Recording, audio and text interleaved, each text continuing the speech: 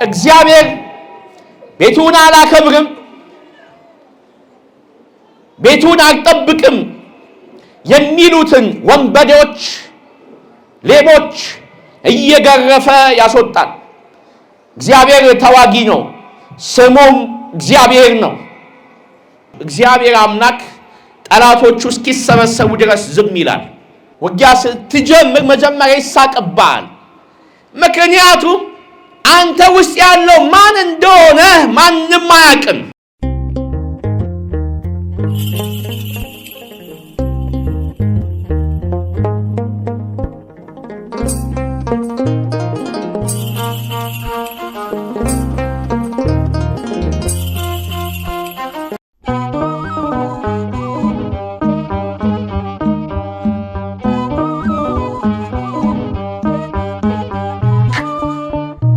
ስብጽዩ ወኩለንታዬ በትምህርተ መስቀል በጌታችን በአምላካችን በመድኃኒታችን በኢየሱስ ክርስቶስ ቅዱስ መስቀል እናማትብ።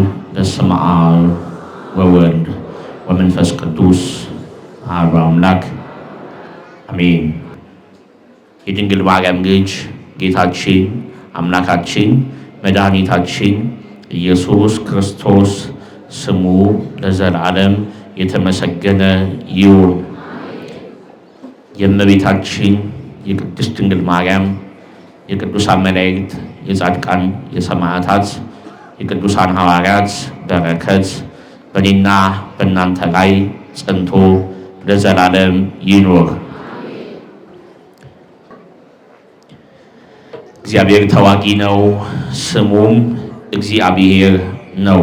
ኦሪት ዘጸአት ምዕራፍ 15 ከቁጥር 3 ለኔ ለባሪያው የማስተምርበትን አንደበት እናንተም ደግሞ የተወደዳችሁ የእግዚአብሔር ልጆች ወንጌል የምትሰሙበትን ልቦና የምታስተውሉበትን ሕሊና ለሁላችን መንፈስ ቅዱስ ይስጠን ይርዳን።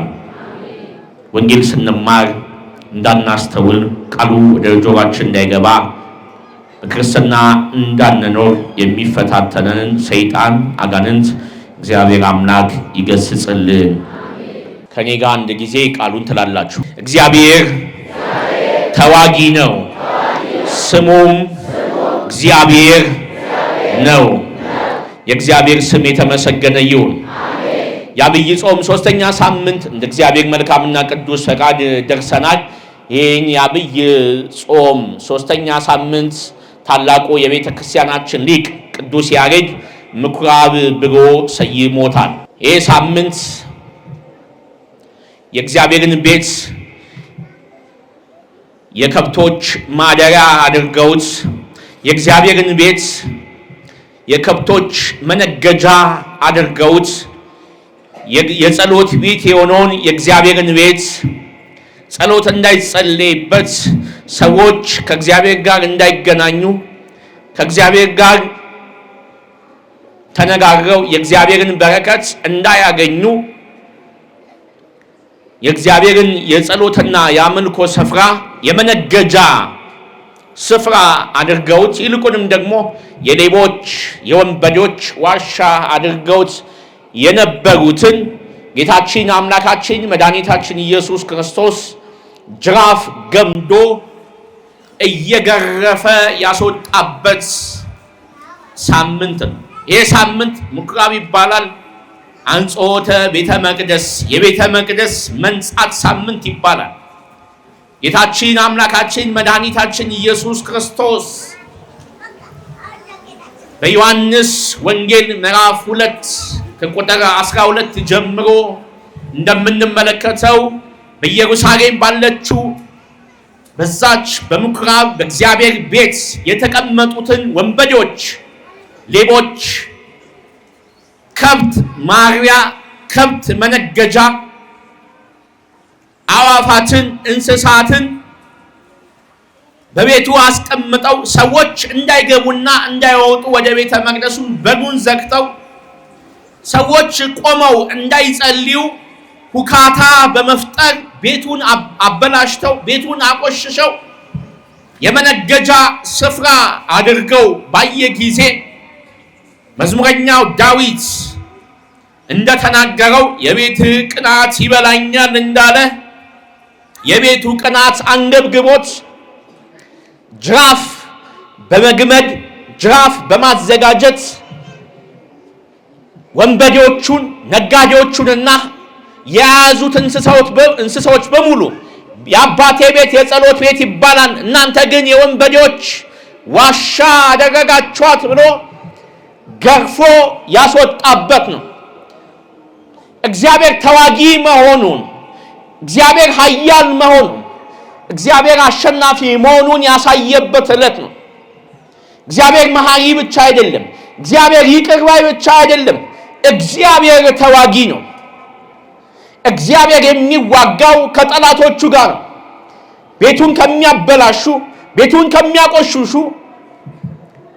በቤቱ ውስጥ ካሉት ወንበዴዎች ጋር እንዲሁም ደግሞ ከዲያብሎስ ጋር እግዚአብሔር አምላክ ይዋጋል። የእግዚአብሔር ቤት የመጸለያ ስፍራ ነው። ሰዎች እግዚአብሔርን የሚያገኙበት ቦታ ነው። ለእግዚአብሔር የሚንበረከኩበት፣ እግዚአብሔርን የሚያመልኩበት፣ ከእግዚአብሔር ጋር የሚገናኙበት ቤት ነው የእግዚአብሔር ቤት። የዓለማዊ አመጽ፣ የዓለማዊ ሁካታ፣ የዓለማዊ ንግድ የሚካሄድበት ስፍራ አይደለም የእግዚአብሔር ቤት። አንድ ሰው ቤተ መንግስት ገብቶ ከብት ቢያረባ፣ ከብት ቢሸጥ መንግስት እንደሚያስረው ሁሉ በወንጀለኝነት እንደሚጠይቀው ሁሉ ያንንም ደግሞ ለማድረግ ማንም እንደማይደፍር ሁሉ የእግዚአብሔር ቤት የሆነው ቤተ መቅደስ ማንም የዓለም ንግድ፣ ሁካታ፣ አመጽ ሊያደርግ አይገባም። የእግዚአብሔር ቤት የተከበረ ነው። የእግዚአብሔር ቤት የተቀደሰ ነው። በእግዚአብሔር ቤት ሁላችንም መቆም ያለብን በመፍራትና በመንቀጥቀጥ ነው። የእግዚአብሔር ቤት የከሌ የሚባል አይደለም። የእግዚአብሔር ቤት የግለሰቦች አይደለም። የእግዚአብሔር ቤት የሁላችንም ቤት ነው። የእግዚአብሔር ቤት የአገልጋዩም የምእመኑም የሁሉም ነው።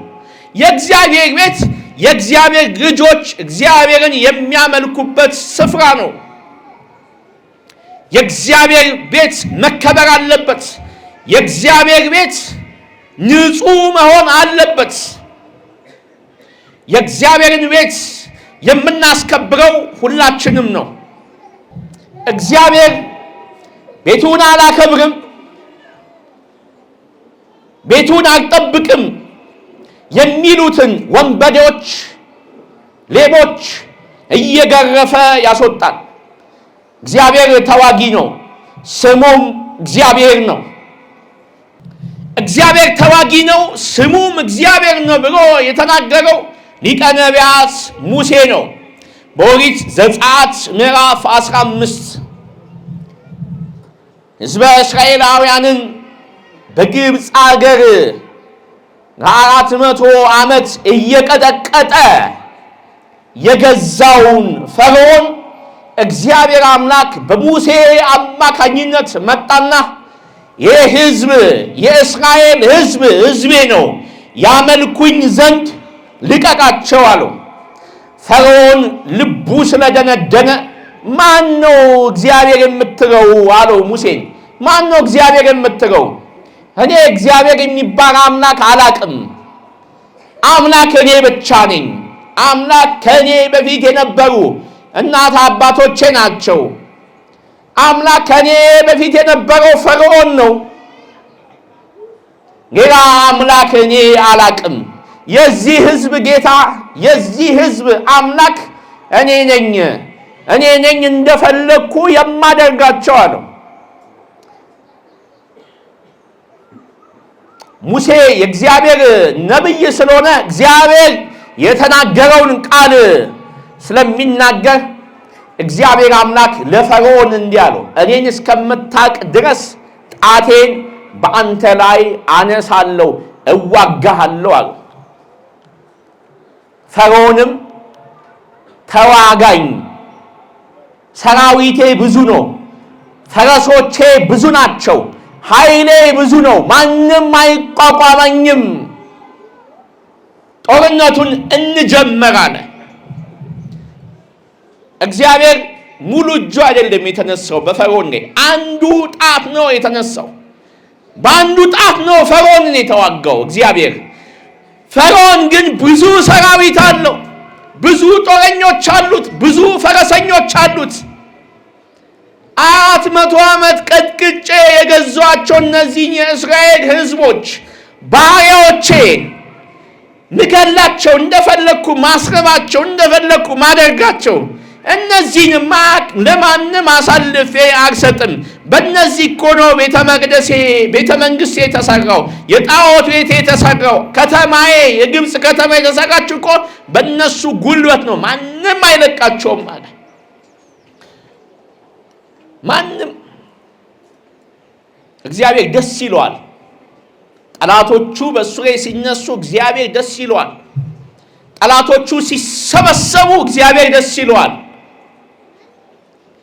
ምክንያቱም እግዚአብሔር አምላክ መሆኑን ማሳየት ይፈልጋል። እግዚአብሔር ንጉሥ መሆኑን ማሳየት ይፈልጋል።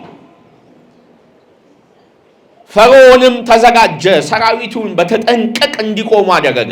እሱ የሚጠብቀው የሆነ ከውጪ የሚመጣ ሰራዊት ነው የሚጠብቀው። በቃ ለውጊያን የተዘጋጀው።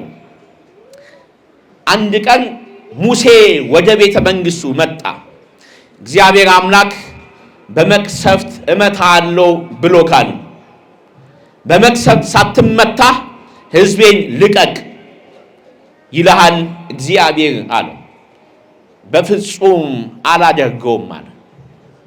እስኪ አንተን አምላክ እግዚአብሔርን ማየት እፈልጋለሁ። በእኔ ቤት ውስጥ ብዙ ጠንቋዮች አሉ፣ ብዙ አስማተኞች አሉ፣ ብዙ መተተኞች አሉ። አንተ ሙሴ ከነሱ እንኳን አትበልጥም አለው። እንኳን አይደለም ያንተ አምላክ፣ አንተ ራሱ ከነዚህ ጠንቋዮች፣ ከነዚህ መተተኞች፣ ከነዚህ ኃያላን ከምቀልባቸው ከነዚህ አስማተኞች አንተ አትበልጥም አለው። አይደለም የምታመልከው አምላክ ከኔ አንተ ራሱ ከነዚህ አትወዳደርም አለው። ናቀው። ለምን እንደናቀው ታውቃላችሁ? ሙሴ በቤቱ ነው ያደገው። ይሄ ፈርዖን አሳድጎታል። ሙሴ ዕብራዊ ሲገደል ነው እንዴት ትገለዋለህ ብሎ ግብፃዊውን የገደለው፣ ከዛ ወደ በረሃ የሸሸው። እግዚአብሔር ጠርቶ ድጋሚ እኔ የፈርዖን አምላክ አድርጌ ሾሜአለሁ፣ ወደ ፈርዖን ሂድ፣ ሕዝቡን አስለቀቅ፣ ሕዝቡን ምራ ብሎ የቀባው። ስለዚህ ሙሴና አንተ እኔ ያሳደግኩ እኮ ነኝ፣ ምን ታመጣለህ? አንዳንድ ጊዜ በቤተሰባችሁ ጋር ትከበሩ ትችላላችሁ። በአብሮ አደጋችሁ ጋር ትከበሩ ትችላላችሁ። እነሱ የሚያውቋችሁ አብራችሁ እንዳደጋችሁ፣ እነሱ እንዳሳደጓችሁ፣ በሰፈራችሁ በጎረቤታችሁ አትደመጡም፣ አትሰሙም። እግዚአብሔር ሲቀባችሁ፣ እግዚአብሔር ጸጋ ሲያሳድርባችሁ፣ ታላቅ ሰው ሲያደርጋችሁ የሚያዳምጧችሁ ወደው ሳይሆን ተገደው ነው። ደግሞ ከነሱ በላይ የሚያዳምጧችሁ ሌሎች ሰዎች ናቸው፣ የማያውቋችሁ ሰዎች። እነዚህ ቢያዳምጧችሁ እንኳን ይገዳደሯችኋል። ፈርዖን ሙሴን ተገዳደረው። እሺ ምንም ችግር የለም እናያለን ብሎ ወጣ ሙሴ። ከዛ እግዚአብሔር በ10 መቅሰፍት መተው። በ10 መቅሰፍት 10ኛው መቅሰፍት የገዛ የመጀመሪያ ልጁ የበኩር ልጁን የሞተው አልቻለም። በቃ ፈርዖን አቃተው፣ ከአቅሙ በላይ ሆነ። የእግዚአብሔር ውጊያ ከአቅሙ በላይ ሆነ። በምን ይዋጋው እግዚአብሔርን? መቅሰፍቱን ያበላቸው፣ ያጠጣቸው፣ የሚቀልባቸው፣ የሚያኖራቸው ጠንቋዮች፣ አስማተኞች፣ መተተኞች ያንን ማስቆም አልቻሉም። ከሰማይ የሚወርደውን መዓት እነሱ ማስቆም አልቻሉም። እግዚአብሔር ፈርዖንን በአንድ ጣቱ ተወጋው። በአንድ ጣቱ። እግዚአብሔር ሲዋጋ በትንሽ ነገር ነው የሚዋጋው። እግዚአብሔር ሲጣላ ልምጭ አያነሳም እንደሚባል ፈርዖንና ሰራዊቱን ግብፃውያንን በአንድ ጣቱ ተዋጋቸው። ያ አንድ ጣቱ እኮ ሙሴ ነው። በሙሴ አማካኝነት ተዋጋቸው። ፈርዖን አልቻለም፣ አቃተው።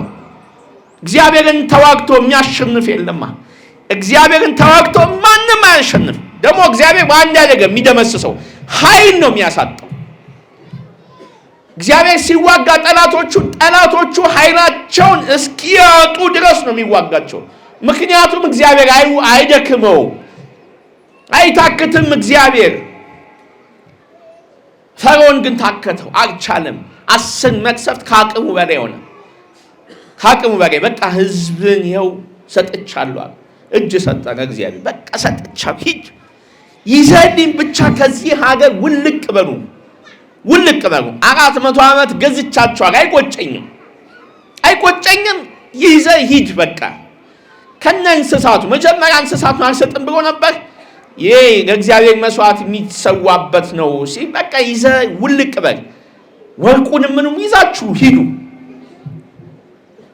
ሙሴ ህዝቡን ይዞ ውልቅ አለ። የግብፃውያንን ትቢያ አራግፈው ሄዱ። የሄዱት እግዚአብሔር ወደ አሳያቸው ምድር ነው። ሲሄዱ ከግብፅ ለመውጣት የኤርትራ ባህርን መሻገር አለባቸው። የኤርትራ ባህር ደግሞ በጣም ሰፊና በጣም ግዙፍ ነው። በቀላሉ በመርከብ ለመሻገር መርከብ የላቸውም። ይዘው የወጡት ልብሳቸውን፣ እንስሳትና ወርቅ ንብረት ነው ይዘው የወጡት። ሙሴን እጅን ዘርጋ አለው እግዚአብሔር፣ በበትር ይህንን ባህር ምታው አለው። እሺ አለ። እጁን ዘረጋ። ያንን የኤርትራ ባህር በበትሩ ሲመታ የኤርትራ ባህር እንደ ግድግዳ ቆመ፣ ተከፈለ። መሬቱ ደረቅ ሆነ። በዛ ተሻገሩ። ሲሻገሩ ፈርዖንን ሚስቱ እንዴት አንተን የመሰለ ታላቅ ንጉሥ ይህንን ህዝብ አንቀጥቅጠ የገዛ 400 ዓመት ከአያቶች ጀምሮ እየተገዛ እንዴት አንተ ትለቃለህ? እንዴት ታስደፍራለህ ንግስናን አለችው። ተናደደ፣ ተበሳጨ። በሙሉ ያሉትን ሰራዊት ይዞ ካሉበት ሊመልሳቸው ግብፃውያንን ፈረሰኞችን፣ ቀስተኞችን በሙሉ ሰረገላዎችን ያላቸውን በሙሉ ኃይል ይዘው ወጡ። ህዝበ እስራኤላውያን ወደ ኋላ ሲመለከቱ ከኋላ እየመጡ ነው። በሺህ የሚቆጠር ሰራዊት። ፈርዖን 400 ዓመት የገዛቸው ፈርዖን፣ በግብፅ የሚሾም ንጉሥ በሙሉ ፈርዖን ነው የሚባለው። የተለየ ስም የላቸው፣ ፈርዖናውያን ናቸው በሁሉም። ያውሉ እያለ ህዝቡን ይበላ፣ ያንን የእግዚአብሔርን ህዝብ ይበላ እየተንደረደረ በፈረስ እየጋለበ ፈረስና ፈረሰኞች ወደ ኤርትራ ባህር መጠጋት ጀመሩ። ህዝቡ አለቀሰ፣ አለ። ቶሎ ተሻግሮ ወጣ። ኧረ ሙሴ አንድ ነገር አድርግ፣ ኧረ እግዚአብሔር አመልክታል። ሙሴ ወደ እግዚአብሔር አመለከተ። እግዚአብሔር ሆይ ይኸው እነዚህ 400 ዓመት የገዙን ጠላቶቻችን መጡብን፣ ድጋሚ ይዘውን ገለውን ወደ ባርነት ይመልሱን ነው። እግዚአብሔር አንድ ነገር መልስ። ውጊያን ጀምራ በግብፅ እዚያ አጠናቃ ነው እግዚአብሔር። ጸጥ አለ እግዚአብሔር። ደረሱ። ወደ ባህሩ ወደ ተከፈለው ምድር ሲገቡ እግዚአብሔር አምላክ አሁን የኔ ኃይል የሚገለጥበት ደቂቃ ደርሷልና ይህንን ባህር ደግመህ በበትር ምታው አለው። ወገኖቼ ቅድም እንዳልኳችሁ እግዚአብሔር አምላክ ጠላቶቹ እስኪሰበሰቡ ድረስ ዝም ይላል። እዛው ግብፅ ላይ ማጥፋት አቅቶ አይደለም እግዚአብሔር። ነገር ግን ይሄ የኤርትራ ባህር ደርሰው በዚህ በኤርትራ ባህር ውስጥ እግዚአብሔር ኃይሉን ማሳየት ስለፈለገ እዚሁ መጨረስ ስለፈለገ እግዚአብሔር ዝም አለ። ባህር ውስጥ እስኪገቡ ጠበቀ። ባህር ውስጥ ሲገቡ ሙሴ በትሩን አንስቶ ባህሩን ሲመታው ባህሩ ተዘጋ። ግጥም ሲል ያ ሁሉ ፈርዖንና ሰራዊቱ በሙሉ በባህሩ ሰጠሙ፣ ሞቱ። እግዚአብሔር ውጊያውን በግብፅ ጀመረ፣ በኤርትራ ባህር ፈጸመ። ፈርዖን በግብፅ ተመታ፣ በኤርትራ ባህር ሞተ። እግዚአብሔር ተዋጊነቱን በግብፅ አሳየ፣ በኤርትራ ባህር ፈጸመ። አንዳንዴ እግዚአብሔር ሆይ ለምን አታድነኝም? ለምንድን ነው እንዲህ ስታመም፣ እንዲህ ስሰቃይ፣ እንዲህ መናፍስ ሲጫወቱብኝ፣ እንደዚህ ስወድቅ፣ እንዲህ ምቀኞቼ ሲሰበሰቡ ለምን ዝም ትላለህ የምንልበት ጊዜ እኮ አለ። ስንጸልይ መቼ ነው የምታድነኝ እግዚአብሔር? መቼ ነው የምትፈውሰኝ? መቼ ነው ላይ ያለው መንፈስ የምትነቅለው? መቼ ነው እግዚአብሔር የምትደርስልኝ የምንልበት ጊዜ አለ። እግዚአብሔር ቀን አለው። በውጊያ ህይወታችሁ ላይ፣ በጸሎት በስግደት ህይወታችሁ ላይ ታጋሽ ሁኑ። ውጊያ ጀምሩ። ውጊያ ከጀመራችሁ እግዚአብሔር አምላክ ተዋጊ ስለሆነ አብሯችሁ ውጊያውን ይጀምራል። እግዚአብሔር ተዋጋልኝ በሉት። እግዚአብሔር ሆይ ተዋጋልኝ፣ አጋንንቱን ተዋጋልኝ፣ ሰይጣኑን ተዋጋልኝ፣ ጠላቶቼን ተዋጋልኝ ብላችሁ ውጊያችሁን ጀምሩ። እግዚአብሔር ተዋጊ መሆኑን ማመን አለባችሁ። እግዚአብሔር ተስፋችሁ መሆኑን ማመን አለባችሁ። የዛሬ 130 ዓመት በፊት አባቶቻችን ሀገርን ለመውረር፣ ሃይማኖትን ለማጥፋት፣ ባህልን ለመበረዝ የመጣውን ጣሊያንን አድዋ ድረስ ዘምተው በንጉሥ እምዬ ምኒልክ አማካኝነት የእግዚአብሔርን የቃል ኪዳኑን ታቦት ይዘው ወደ አድዋ ዘመቱ። ወደ አድዋ ሲዘምቱ ያላቸው እምነት ነው፣ በጣም ጠንካራ እምነት። እግዚአብሔር ተዋጊ ነው፣ ስሙም እግዚአብሔር ነው ብለው፣ እግዚአብሔር ከኛ ጋር ነው ብለው፣ ይልቁንም ደግሞ ታላቁ አያሉ ጽኑ ተዋጊው የሆነውን የቅዱስ ጊዮርጊስን ታቦት ይዘው ዘመቱ። የእምዬ ምኒልክ እምነት በጣም ትልቅ ነው። በማርያም ምለው ጊዮርጊስን ይዘው አድዋ ላይ ዘመቱ።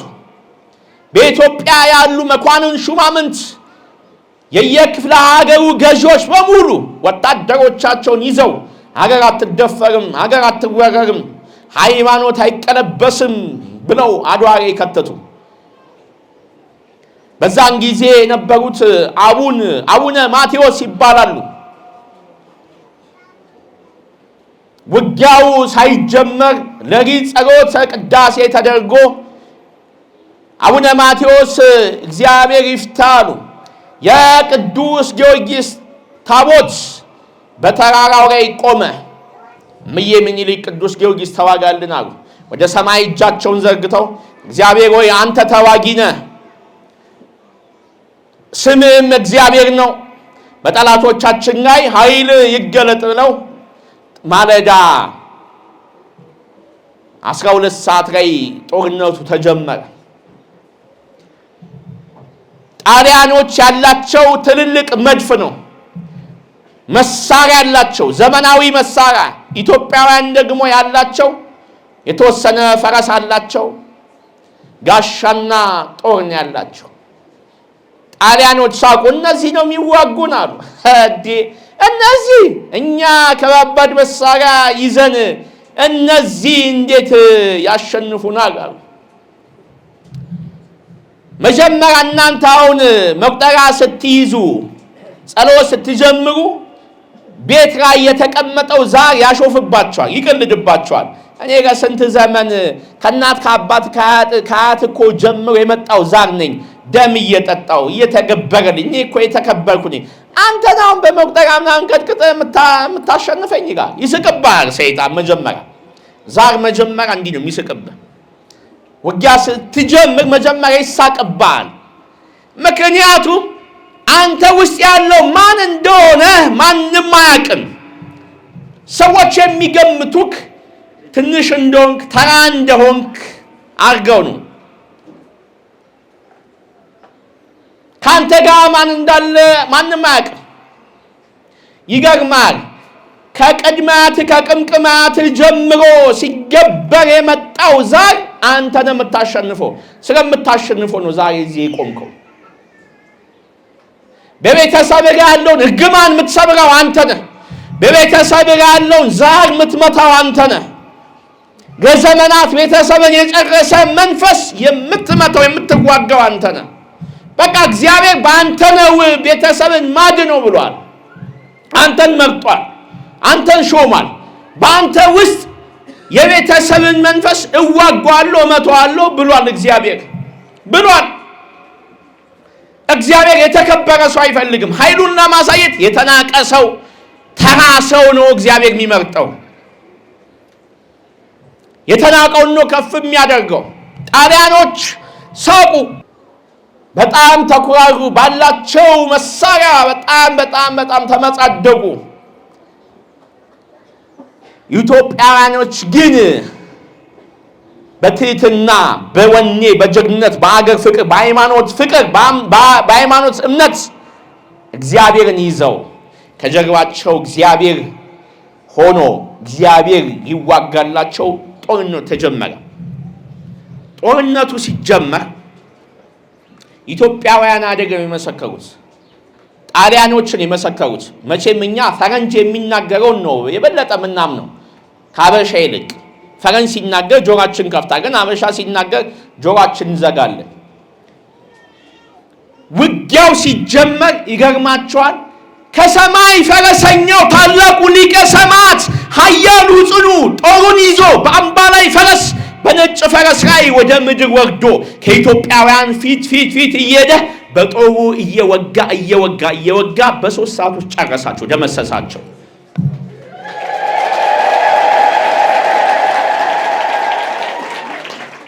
ያ ሁሉ ሰራዊት በ3 ሰዓት ተሸነፈ።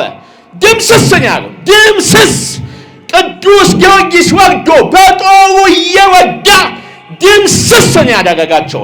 መሳሪያቸው አልቀረ፣ እነሱ አልቀረ፣ ጄኔራሎቻቸው ወታደሮቻቸው በሙሉ አልቀረ። ዛሬ ቅዱስ ጊዮርጊስ ጠላቶቻችሁን ይውጋላችሁ፣ ይደምስስላችሁ። የዛሬ 130 ዓመት የቤተ ክርስቲያን ልዕልና የታየበት ዕለት ነው። የታቦት ክብር የታየበት፣ የእግዚአብሔር ተዋጊነት የታየበት፣ የኢትዮጵያውያን እምነት የተገለጠበት፣ ይልቁንም ደግሞ የሊቀ ሰማዕቱ ኃያልነት ተዋጊነት የታየበት ዕለት ነው። እግዚአብሔር ተዋጊ ነው ስሙም፣ እግዚአብሔር ተዋጊ ነው ስሙም። እግዚአብሔር ሲዋጋ ስሙን እያስረገጠ ነው። እኔ እግዚአብሔር ነኝ፣ ማንም አያሸንፈኝም፣ እደመሰሳለሁ እያለ ነው እግዚአብሔር የሚናገረው። ስሙ የተመሰገነ ይሁን። ስሙ የተመሰገነ ይሁን። አመስግኑ። የዲያብሎስን ሥራ ያፈርስ ዘንድ የድንግል ማርያም ልጅ ኢየሱስ ክርስቶስ ተገለጠ። የዲያብሎስን ሥራ ያፈርስ ዘንድ የእግዚአብሔር ልጅ ተገለጠ። የሚያፈርሰው የዲያብሎስን ተዋግቶ ነው። ጌታችን ኢየሱስ ክርስቶስ ዲያብሎስን ተዋጋው፣ አሸነፈው። አድዋ ላይ ኢትዮጵያውያን ባይዋጉ ሀገራችን ትወረር ነበር። ምናልባት እኔ እናንተ ዛሬ በኦርቶዶክስ ማንሰበሰብ ነበር። ኦርቶዶክስ የምትባል ሃይማኖት ትቀጭጭ ነበር። ሃይማኖት ይበረዝ ነበር። አድዋ ላይ ጣሊያንን ጠላትን እምዬ ምኒልክ በምድር ቅዱስ ጊዮርጊስ በሰማይ ሆኖ አሸነፉ። ጦርነቱ ራሱ መንፈሳዊ ጦርነት ነው። ከማይታየው ጋር ከአጋንንት ጋር ነበር ጦርነቱ። ከማይታይ መናፍስት ጋር ብዙ ጦርነት ብታዩ ከጀርባው ስፒሪት አለው፣ መንፈስ አለው። ስትዋጉ ምናልባት በምታዩት ነገር ነው የምትዋጉት፣ በምታዩት ነገር ነው የምትዋጉት። ነገር ግን የማይታየውን መንፈስ ነው የምትመቱት።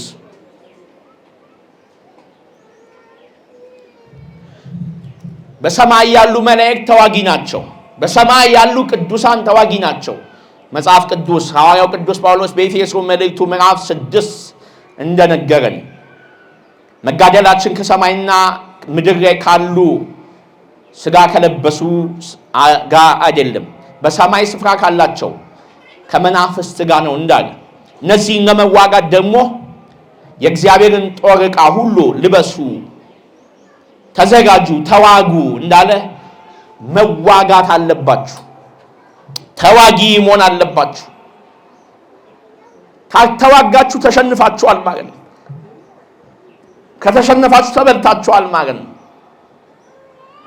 ውጊያ ጀምሩ፣ ተዋጊው ነው። እናንተ የተዋጊው የአባቶቻችሁ የአባታችሁ የእግዚአብሔር ልጆች ናችሁ። እግዚአብሔር ተዋጊ ነው። እናንተ የተዋጊው የእግዚአብሔር ልጆች ናችሁ። ውጊያ ጀምሩ፣ ከዛሬ ጀምሮ። የምትዋጉት ደግሞ ከሶስት ነገር ጋር ነው። አንደኛው ከዓለም ጋር፣ ሁለተኛው ከኃጢአት ጋር፣ ሶስተኛው ከዲያብሎስ ጋር። እነዚህን ውጊያዎች ለመዋጋት ደግሞ መታጠቅ ያለባችሁ መሳሪያ አለ። ይሄ መሳሪያ ደግሞ የእግዚአብሔር የጦር ዕቃ ነው።